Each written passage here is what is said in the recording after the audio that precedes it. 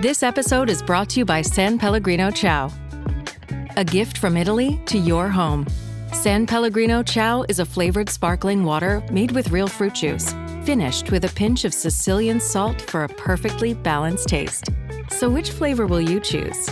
Peach, lime, blood orange, cherry, or maybe the all-new limoncello? Crafted in Italy with 0 grams of added sugar. San Pellegrino Ciao.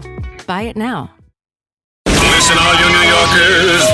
Excuse me, taxi. Okay, man, we're looking around. This is the 77 WABC minicast. It appears there have been some leaks of classified information from the Situation Room at the White House that is, of course, supposed to be super secret. Where does it go from here? Well, joining us now to talk about all of this is the great Pulitzer Prize-winning columnist, the awesome Michael Goodwin. Michael, this is a blockbuster. Kind of explain what's going on and maybe what should happen now. Thank you, Rita. Yes, the New York Times gained access to at least 3 meetings in the Situation Room, either by somebody who was there telling them sort of word for word who said what, where they sat, or they got a recording of the meeting. But even if they got a recording, I would assume somebody gave it to them who knows what happened and therefore could describe the seating, etc. The sort of the aura, the shape of the room in terms of who sat where, what was on the video screen. So there's a lot of information now because everything in the Situation Room is classified. Then this looks to me like an open and shut case that this deserves a criminal investigation.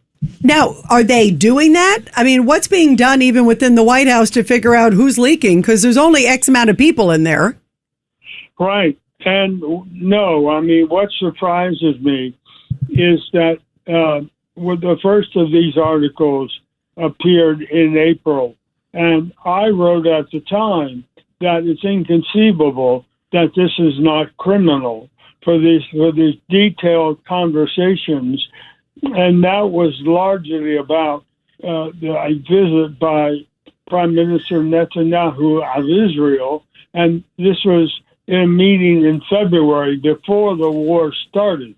The Times didn't publish it until April, but it was in February meeting, and they were talking about starting the war and how it would go. And the plans for battle were openly discussed. So it strikes me as derelict. Yeah. And nobody, the Department of Justice has not said a word about any investigation. Judge Weinberg, it is stunning. Michael, good to talk to you. It's criminal. It's a violation of national security. And I think, without naming names, the journalists from the Times who use this material, they should be brought in before the grand jury to testify as to their source. Now, people will say, well, the journalists are entitled to a privilege in protecting their sources, but it's a question of national security. I'm going to ask Professor Dershowitz about this. In a situation of national security, it seems to me that trumps any privilege, because this is very dangerous stuff for the future and safety of this country. Your thoughts? And also, somebody's undermining the president. I mean, that's just politically, it's terrible. But national security and undermining the president. Michael, what are your thoughts? Well, look, the president was there for 2 of those meetings. And so, yes, somebody is giving away the store. Now, why and who, of course, is the question. I can only imagine that it's somebody, some disaffected person in the White House. And it's extraordinary. I mean, I've never seen. Look, we're all used to leaks, and reporters do their best to get inside information all the time. But how these Times reporters got this information is not the ordinary course of business. This, as we agree, is a crime. So I'm not sure how, if the Justice Department is going to take any action or how they would begin, because you would think they would begin with their own staff to to find out. They must have some suspicions, but so far it's kind of a mystery. Lack of interest in the White House. Hey, Michael, how many people would have, like, on some of these meetings? I mean, are we talking, how many people would have access to what happened in that room and the notes from that room? Are we 20, talking? 25, I think. That's what I'm wondering, What do you think, Michael? Well, I think, look, it's probably the members in the meeting.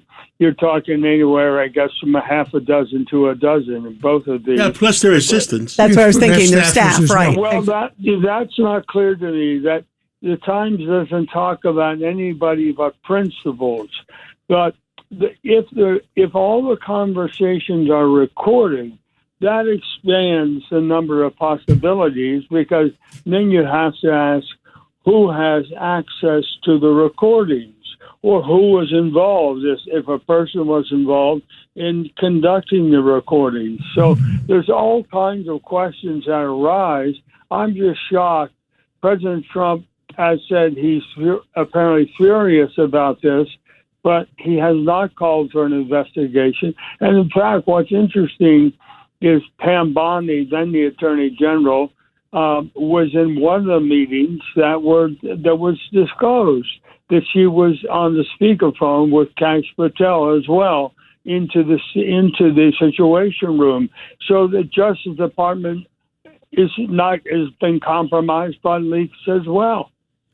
Well, keep your eyes open, and Michael Goodwin, keep your eyes open. We have to get down to the bottom of it, and I'm sure Trump is annoyed, and I'm sure he'll get down to the bottom of it. But let's talk. Whenever you know what's going on, please text me right away.